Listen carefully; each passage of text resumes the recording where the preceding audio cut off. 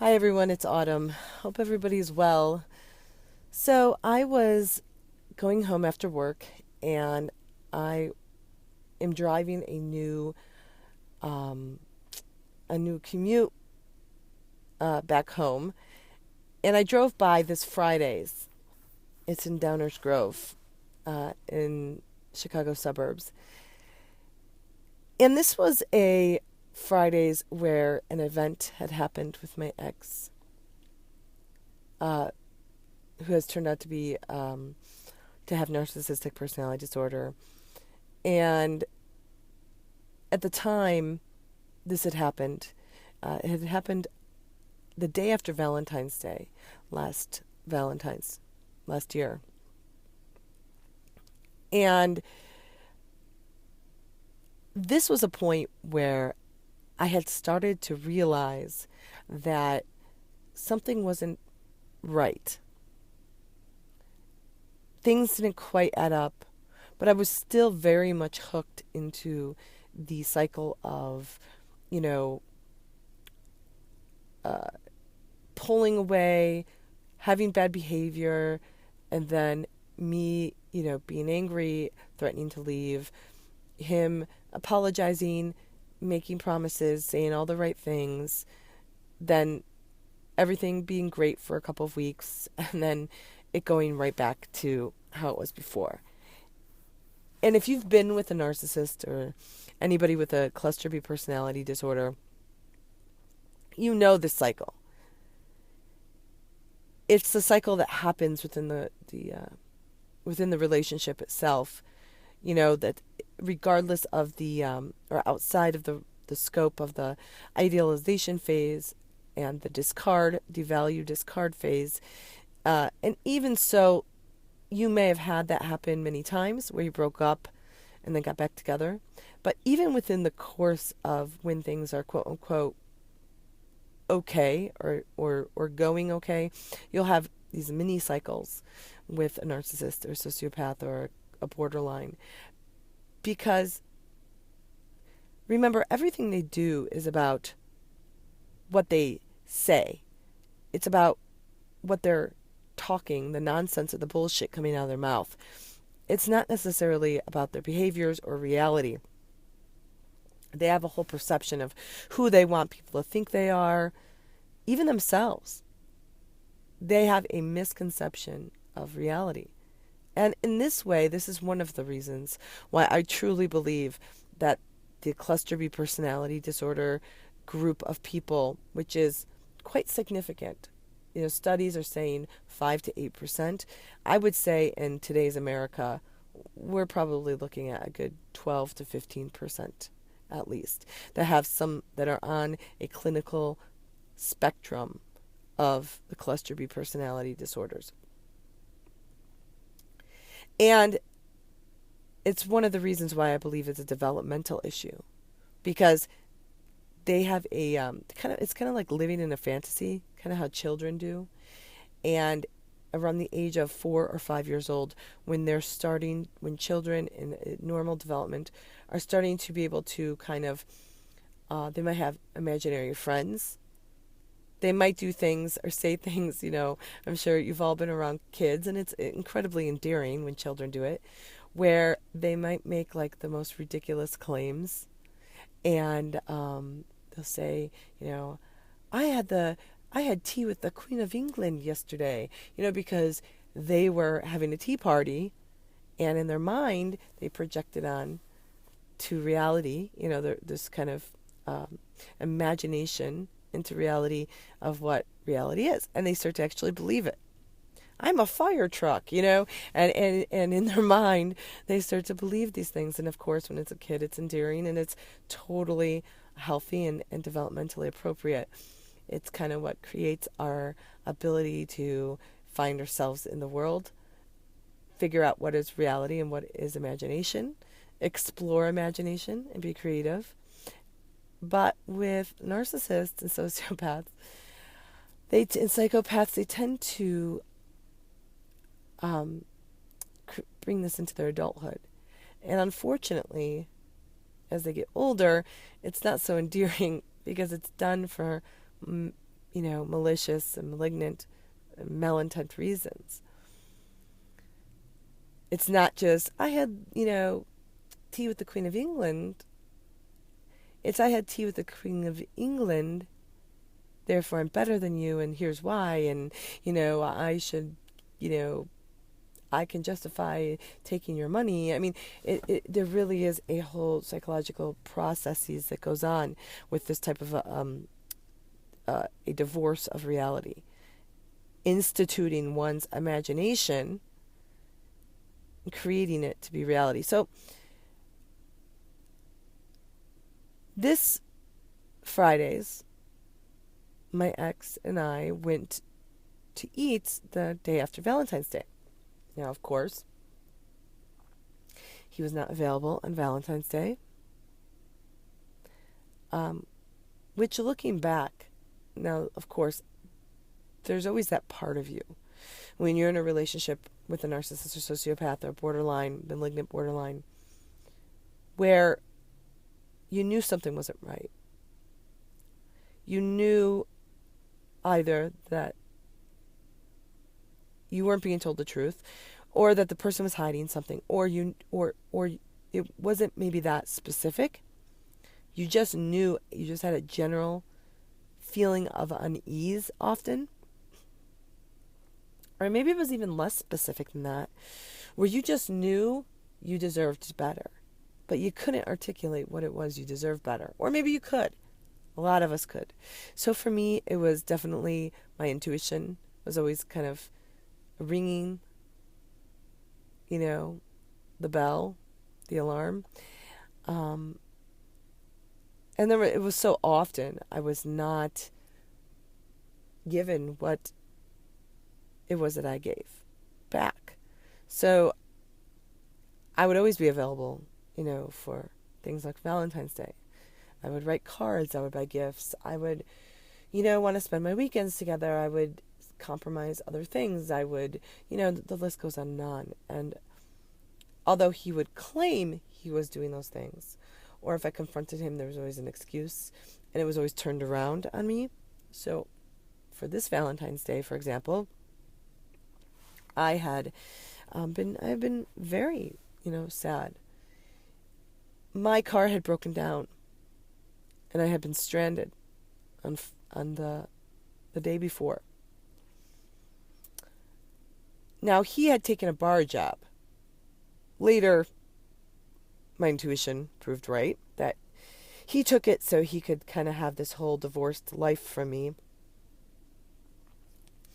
and, hook up with women and have the job be an excuse. He often wasn't there, working at the bar on the weekends, like he said. When I met him, he wasn't a bartender or working at a bar. He was a professional. And he still kept that job, but then suddenly, comes to me with this whole, I want to build our future, and I want to get ahead, and I'm going to work at this bar, and I don't want to, and I'm going to do it for us.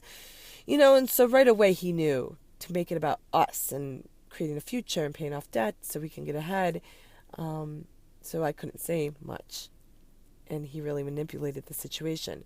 And so on this particular weekend, my car had broken down,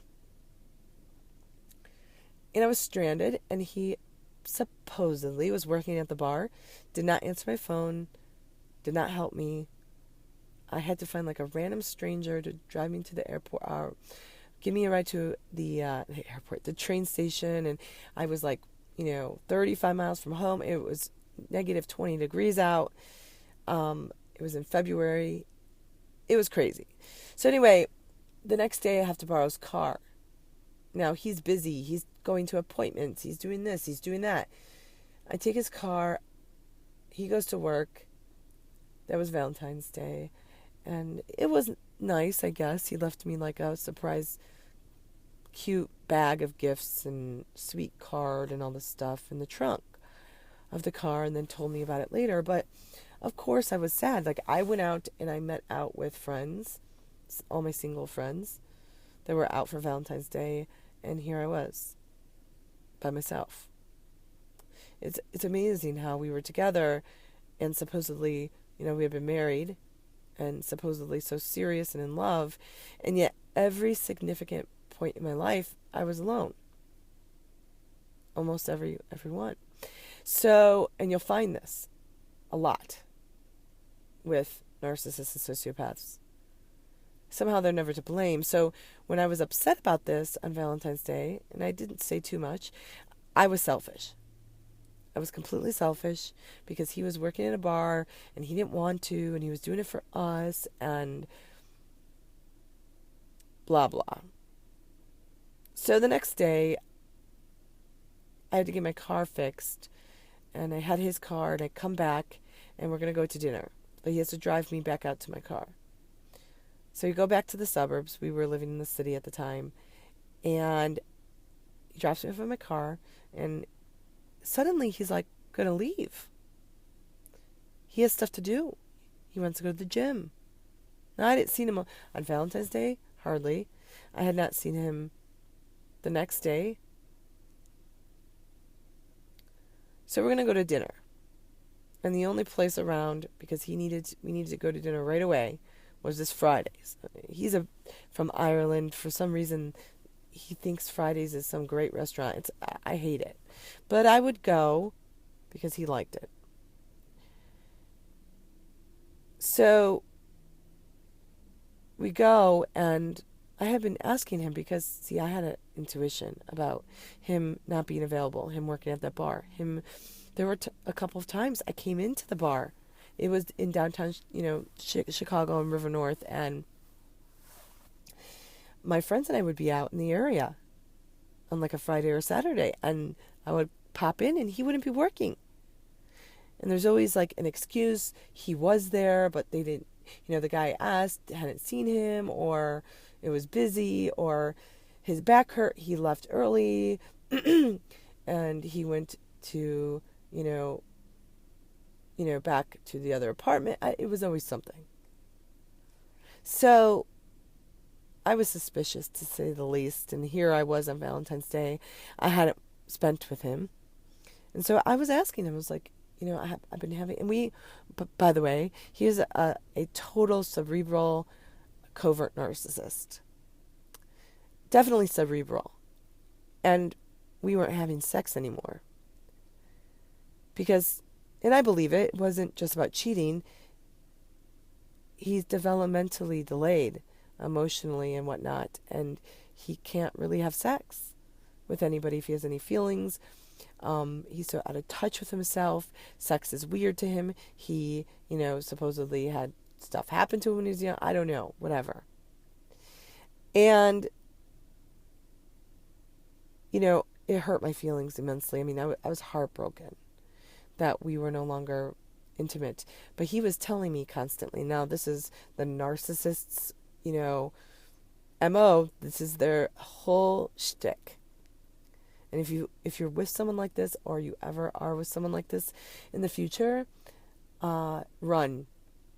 Basically somebody who's always dangling a carrot. We're not having sex, but we will be. Just be patient. We just got to go to therapy. I just got to get over this. We're not living together again, but we will be. Next month. There's always the promise. Everything is in words, though, and not in action. There's no behavior to back it up. There's always excuses and justifications, and they will often then turn it around on you and make you feel guilty, which is what would happen with our sexual relationship. I felt incredibly denied and unloved. And the thing is, too, I've always been a very sexual person. When he and I met, he acted like he was. He pretended to be, to hook me in. I've always, even when I was single, would have, was single for a few years, and I would have like one or two kind of friends I would have sex with, I guess. Try not to date and have sex a lot. But sex was always cornerstone for me. I never had a problem with it. Never had a problem finding somebody to have sex with.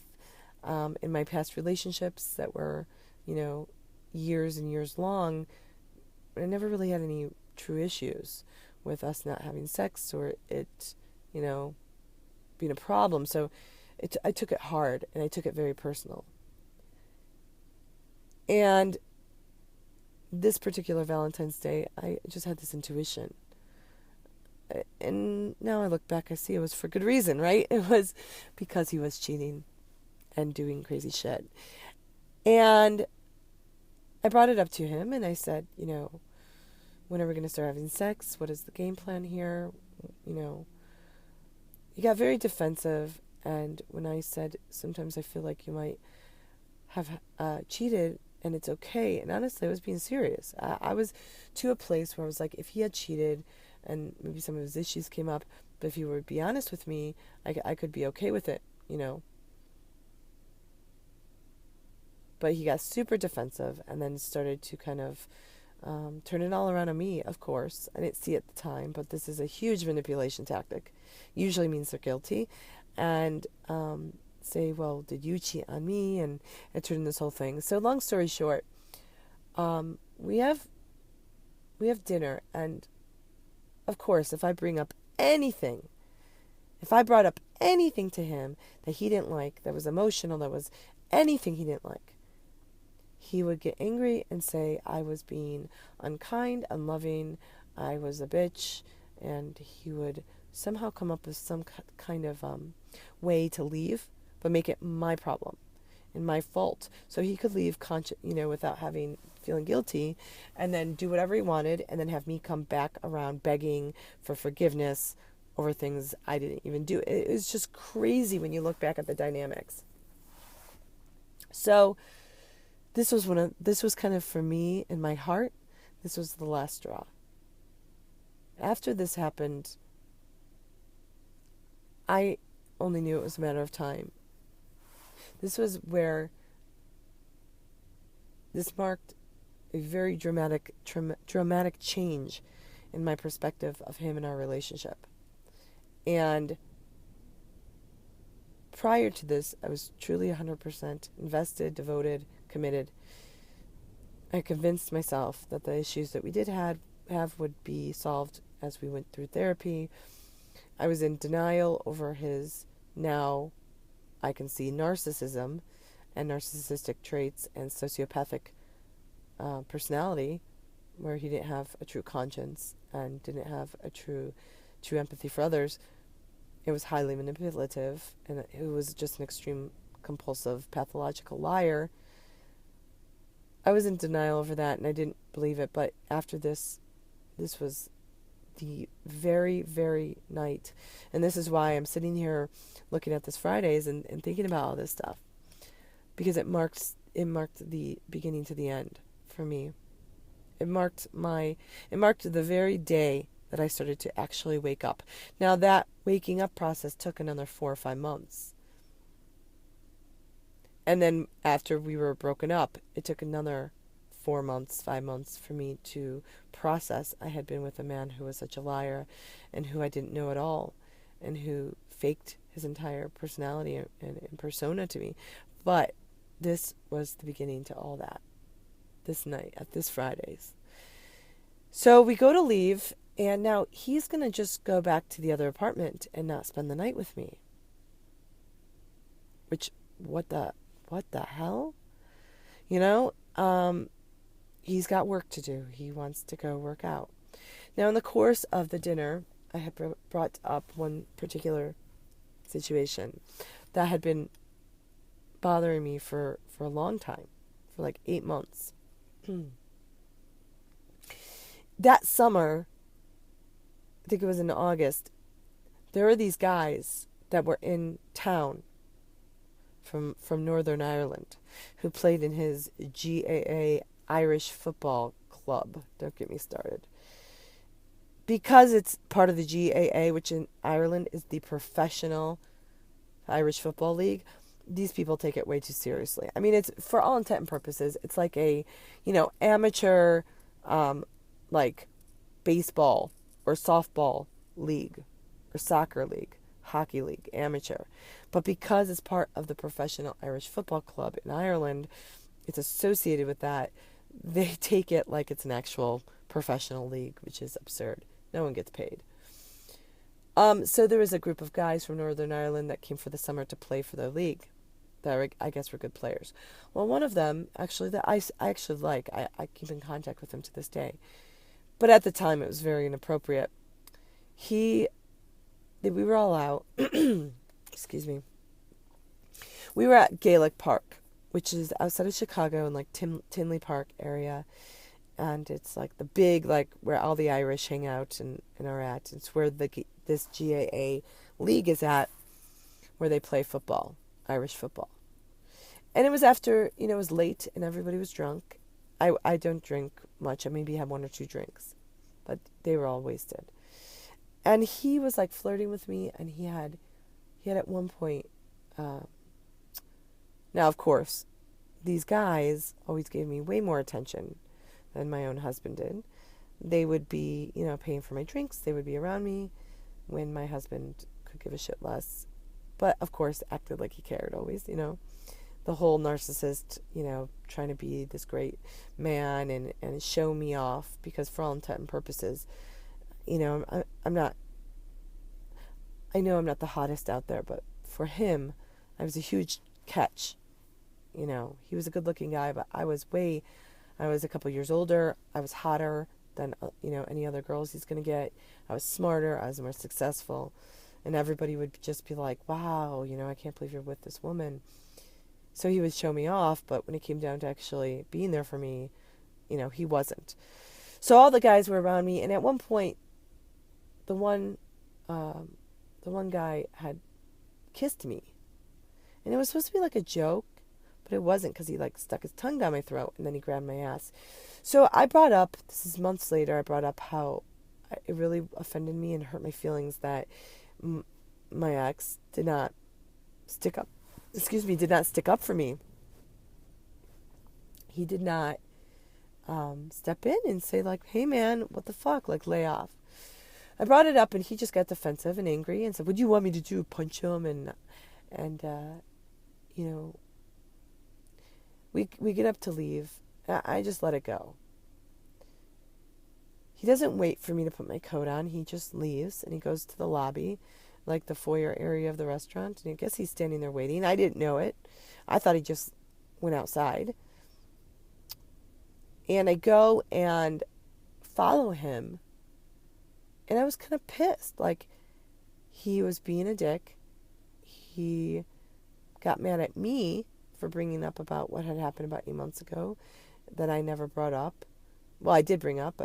It was like, it was all amounting. Like, usually I don't hang on to things, but it was because I had been feeling like he was cheating, and that's why I brought that up. And, instead of being kind or waiting for me, even, he would always do this. He'd just do whatever he wanted. So I kind of stormed past him, but I wasn't even that pissed. I just didn't want to wait for him. I was like, you can't wait for me, I can't wait for you, and I walked past him. Now he goes to his car, and I go into mine, because we had picked my old car up. And I had a gift for him, a card, and I go to reach in, and he backs out. And I started laughing, because I thought he was like, okay, so how like when you go to get in someone's car, and they start to like move forward slowly, and they're like, ha ha ha, and you go, and they move forward faster, and they stop. Every time you go to get in, it's like a joke. I thought that's what he was doing. And so I go to open it, I start laughing. I'm like, let me in, I have your gift for you. And he starts to slam on the accelerator. Now it's icy. It's February. It's like very, very cold. I had big like heels on, boots. My hand gets stuck in the door handle.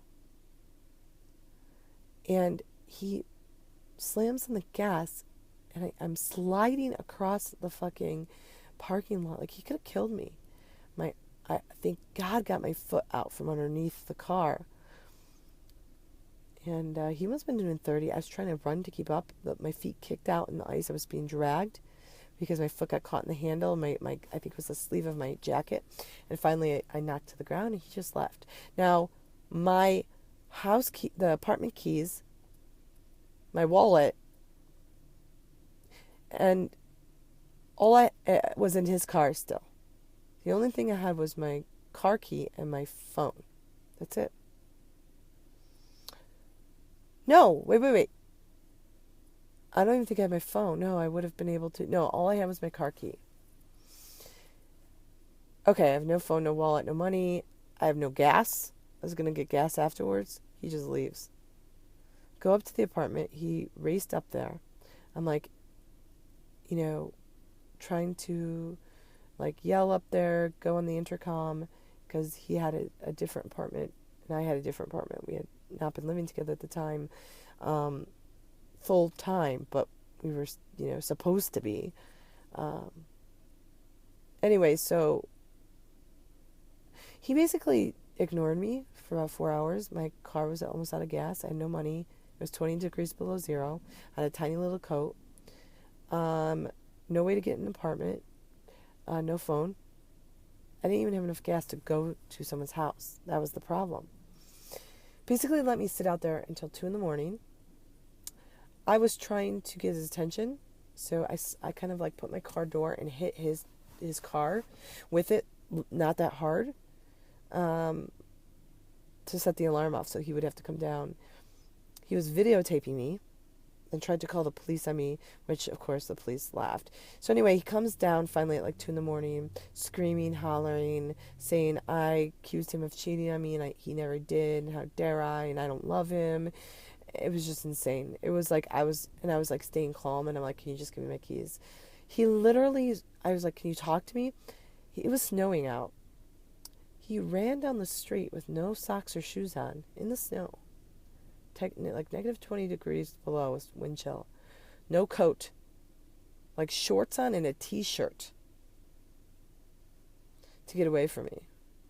Because he was in this one of those narcissistic emotional but psychotic rages that they do. Blaming you up for everything. Finally I was fine, and I got in my car and I left. Now he calls me about 20 minutes later, 3:30 in the morning, and is acting calm and says, you need help, and the manipulation is just so unbelievable, isn't it? What man would let their wife, the woman they love, sit outside for 4 hours in the freezing, having no money, no gas, no keys, no phone, no help, no nothing? And remind you, 2 nights before, my car had broken down in negative 20 degrees below. I had nothing. No one to help me. And he didn't even answer the phone. He claimed he was at the bar working, and he texted me at 2:30 in the morning when he supposedly got back to the other apartment. He didn't want to stay with each other that week. He was busy with work, and his other apartment was right next to his work. Yeah. So here's a man who I'm supposed to do everything for. I mean, I did everything. I took huge commitments, legal commitments, for him, for immigration. I compromised my whole life, married him. I could have done so much better. I mean, I am doing so much better, right? But I don't mean it. I loved him for who he was, but come on. I mean, he's partially deaf.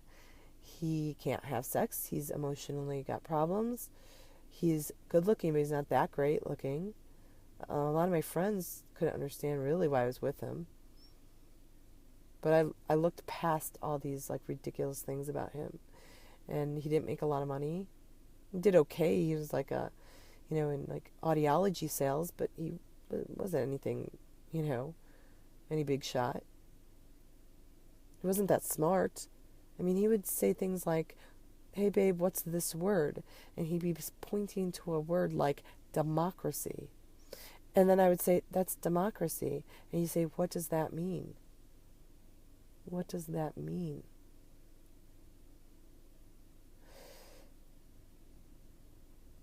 But I loved him for who he was. And yet, I look at all the things I did for him.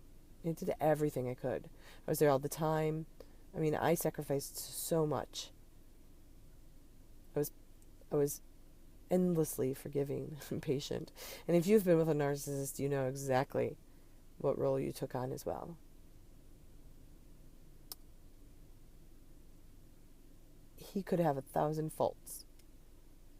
Shitty parts to his personality, to him, to his looks. But God forbid I did. And I bought into the bullshit a little bit, I'll be honest, you know. I got super thin. I was okay, you know, when we met, but I really worked hard to be super hot.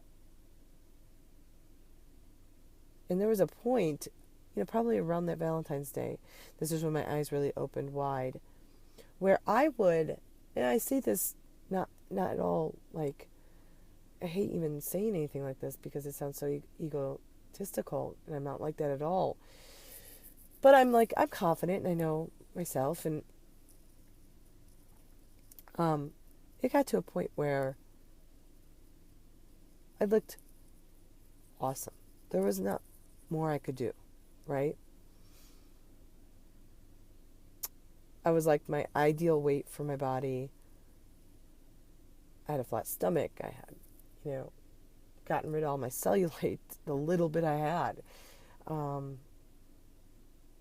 I had gone, you know, I've been really working hard at, you know, I made appointments at the Body Med Spa with a doctor and a dermatologist. I'd gotten Botox. I had done, you know, facial peel. I had been working, you know, doing all these like natural, well, the Botox wasn't natural, but everything else at home every night. You know, I invested an hour in my skin and my nails, and I made sure to keep them up, and I worked out every day, and you would do like detoxes every month, and I would fast for 3 days, you know, every few weeks. And it was to the point where, now mind you, I was having some health issues because of the toxic mold in my apartment and because of the emotional state I was in because of him, but there wasn't much more I could do.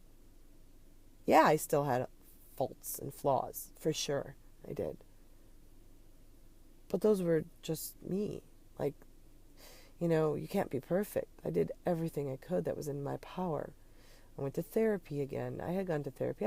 I was already in a wonderful place when I met him.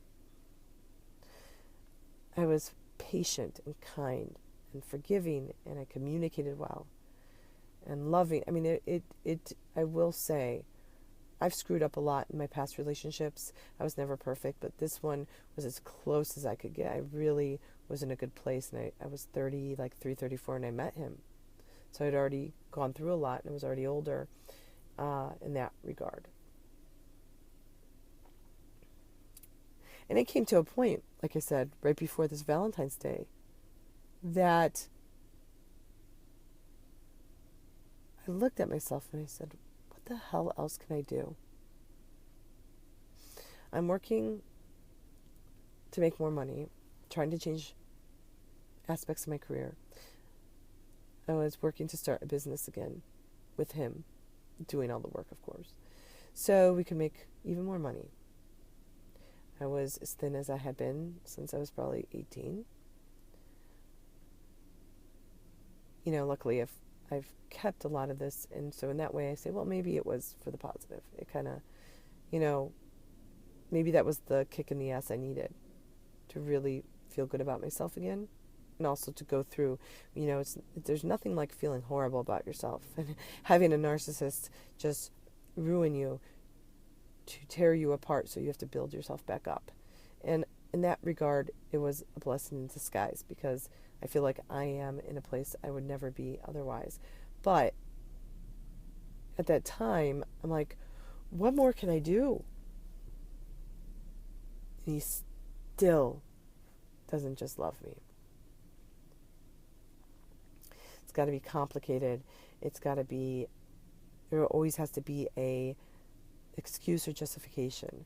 There's always a tomorrow. There's always a but. There's always a in the future. There's always the promise, but there's never the action. And this, like I said, this particular night, this Sunday night, day after Valentine's Day last year, it was then that my eyes opened for the first time. As I was sitting outside that apartment, freezing my ass off, being like, I cannot believe a man that's supposed to love me and care about my well-being would just, out of his own ego, was just not even care. Not say, and what's funny, I never would be like crazy. It wouldn't be until he would be rageful on me and screaming and stuff that I would ever do that. So here I am, even after he did that, where I was still calm. And I still said to him on the speaker thing to the apartment, I was like, look, I'm cool. Just open the door. I'll forgive you. I know you've had a tough time. I'm so sorry. I understand if you don't even want to talk. I will go back to the other apartment. Just please open the door and give me the keys. Let me get my wallet and the keys and my phone out of your car. Couldn't do it. Because the truth is, and it's a hard truth to bear and to face, when you look back at a marriage or a serious relationship or a close friendship or a parent who's a narcissist or a sociopath, that they truly, and by truly I mean literally, they literally did not, nor will they ever have, nor did they ever, nor will they ever truly care about you or your well-being. The man just took off. I was stuck to the door handle of his car on ice in boots. He almost ran me over in that parking lot right there, in that TGI Fridays. A woman who became his sponsor legally, who completely compromised everything, who took his side, our side, his side, no matter what. I mean, looking back, I see it was probably foolish, but I believed in having camaraderie and loyalty with my husband, my partner. And even when he was wrong, when it came to everyone else, when it came to the public, when it was friends, family, I stayed on his side. Because my theory was he and I can hash it out privately and be on opposing sides. But when it comes to the world, at the end of the day, it's us against the world. He and I are a united front. And I truly believe that. So even when he was wrong, I still stayed in a united front and supported him. A woman who every one of his friends, colleagues, was jealous of him because he was with me. A woman who loved him endlessly. I mean, I did everything for him. I would have done anything. I did do everything. Never mind just being a decent human being and caring about another person's safety, well-being, or health.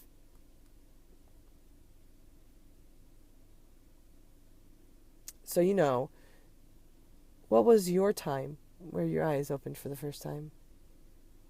What was your time that everything changed? And I don't necessarily mean, although for some of you it may be, when they ghosted you, or when they left you, or when you found everything out and left them.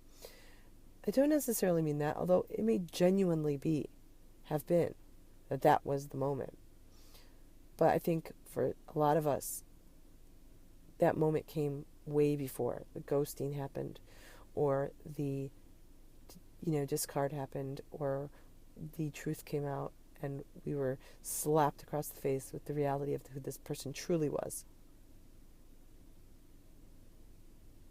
Talk to a lot of people. I have a lot of clients. Talk about this moment. I think reaching in us and looking at that moment, there's a gem in there. There's value in that. In our healing process, away from this the narcissistic abuse and the narcissist or sociopath in our life, and also in our process of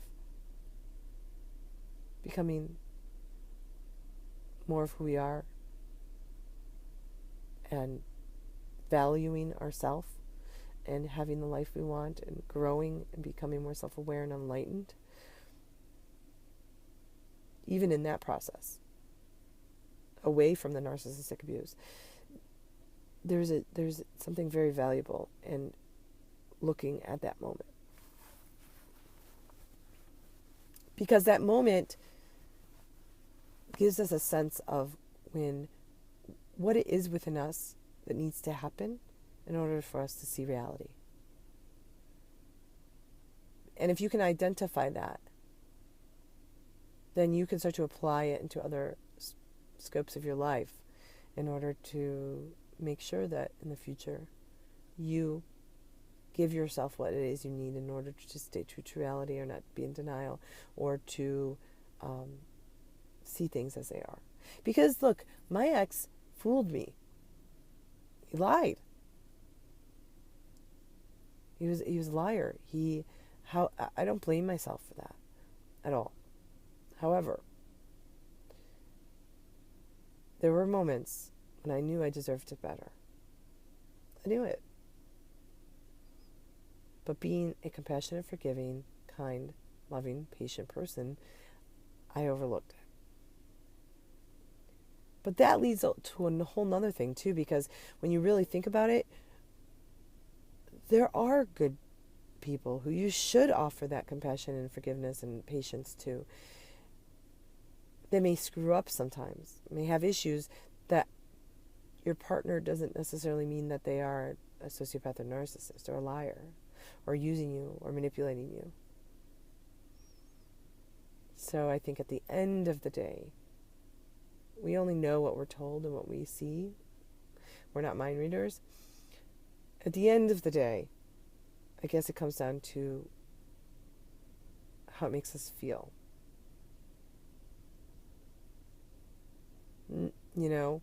Notwithstanding what we see the facts to be or what we believe things are based on our perception or based on what other people tell us. At the end of the day, when it comes to any situation, especially, with people, with romance, with marriage, with friends, with family, it has to come down to, does that person make you feel okay about yourself? Do you feel good? Do you feel fundamentally, intuitively? And if the answer is no, that means that we have a lot of investigating to do to make sure that it's worth our time. All right, everyone. I hope everybody's well. I haven't posted a lot lately because I got sick. I've been recovering from the mold in my apartment and moving out. So many things have gotten better, but I actually caught scarlet fever from one of my students, and I was out of commission for a few weeks. But I have a lot of videos I want to start posting again, so I hope everybody's well. Talk to you soon. Bye. Namaste. Much love.